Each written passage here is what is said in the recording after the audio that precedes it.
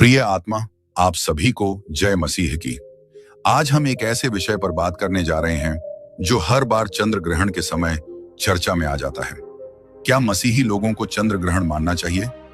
बहुत से लोग कहते हैं कि ग्रहण के समय खाना नहीं खाना चाहिए, घर से बाहर नहीं निकलना चाहिए, प्रार्थना करनी चाहिए या कुछ विशेष नियम मानने चाहिए।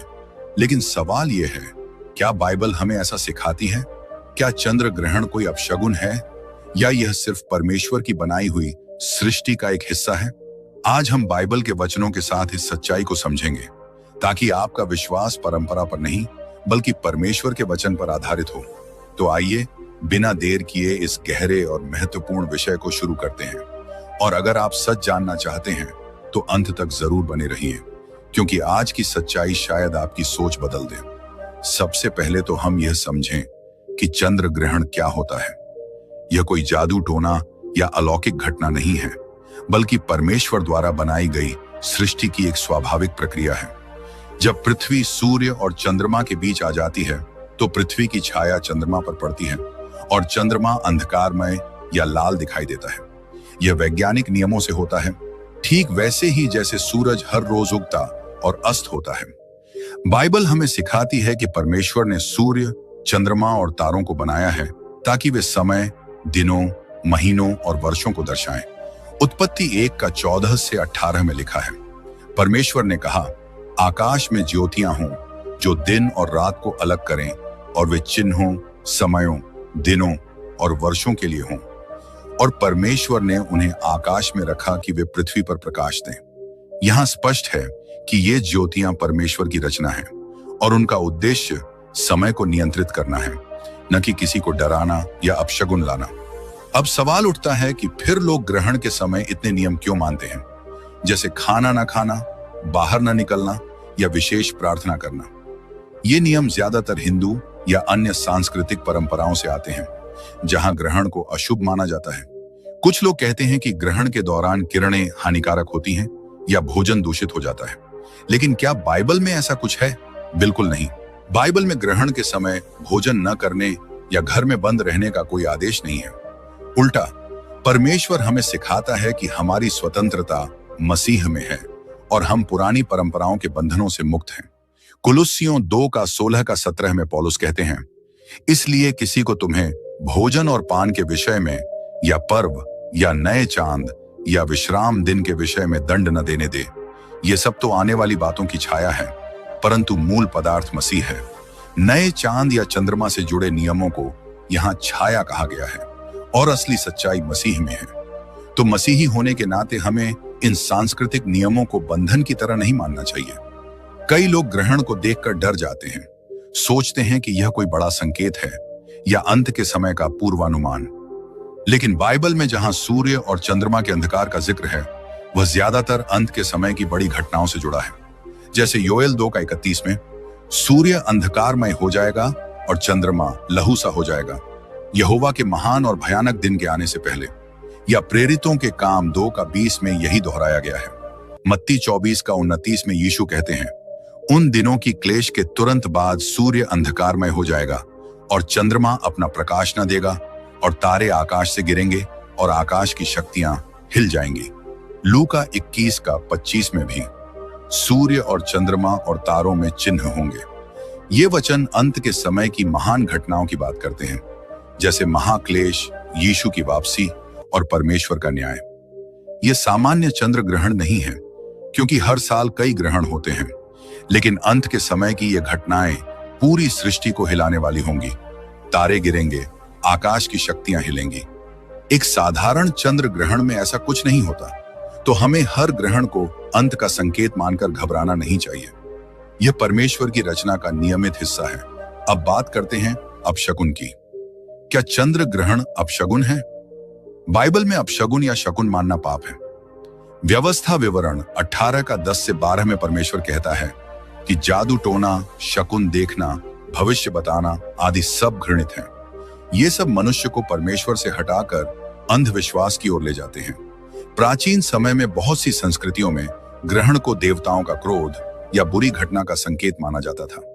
लेकिन मसीही विश्वास में हम जानते हैं कि सब कुछ परमेश्वर के हाथ में है भजन संहिता 19:1 कहती है, आकाश परमेश्वर की महिमा का वर्णन करता है और आकाश मंडल उसके हाथों के काम को प्रकट करता है।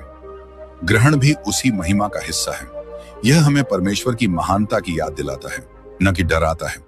जब हम ग्रहण देखते हैं तो हमें डरने की बजाय प्रशंसा करनी चाहिए कि हमारा परमेश्वर कितना महान है, जिसने सूर्य और चंद्रमा को इतनी सटीक गति से चलाया है कि हम ठीक समय पर ग्रहण की भविष्यवाणी कर सकते हैं।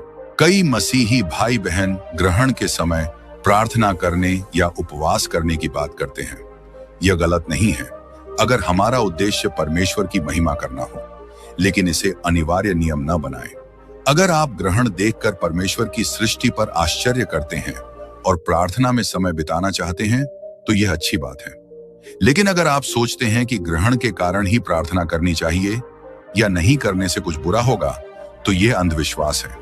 हमारा विश्वास हर समय प्रार्थना पर आधारित होना चाहिए, न कि किसी खास घटना पर। 1 थिस्सलुनीकियों 5:17 कहता है, निरंतर प्रार्थना करते रहो।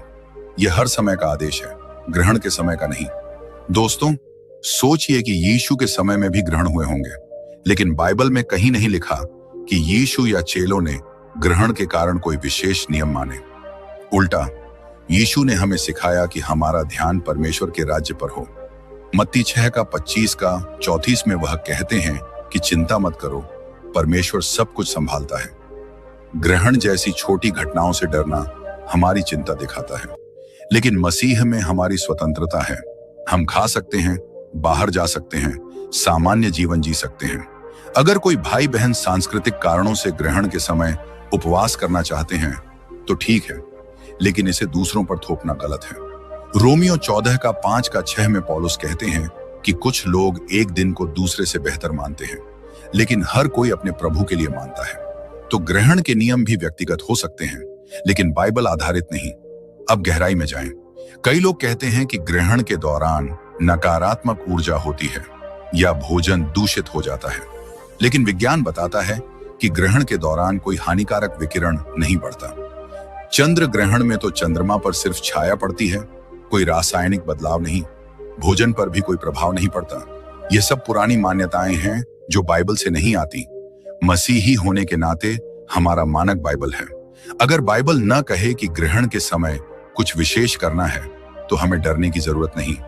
परमेश्वर ने हमें भय नहीं बल्कि प्रेम, सामर्थ और संयम का आत्मा दिया है। 2 तीमुथियुस 1:7। कुछ लोग ग्रहण को यीशु के क्रूस पर चढ़ने के समय की अंधकार से जोड़ते हैं।